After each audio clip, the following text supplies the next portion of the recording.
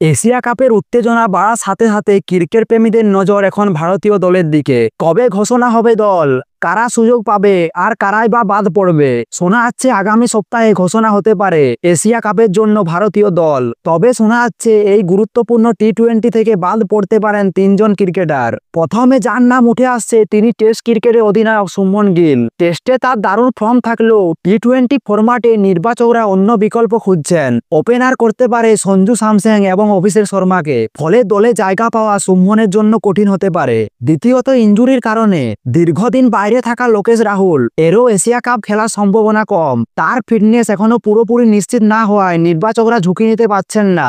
এবার আসি অধিনায়কের প্রসঙ্গে। টি-20 দলের অধিনায়ক হিসেবে সূর্যকুমার যাদবের উপর ভরসা রাখছেন নির্বাচকরা, এমনটাই ইঙ্গিত মিলেছে ভারতীয় ক্রিকেট বোর্ডের পক্ষ থেকে। এশিয়া কাপ শুরু হচ্ছে 9 সেপ্টেম্বর থেকে। ভারতের প্রথম ম্যাচ রয়েছে 10 সেপ্টেম্বর, ভারত ভার্সেস অমির শাহী।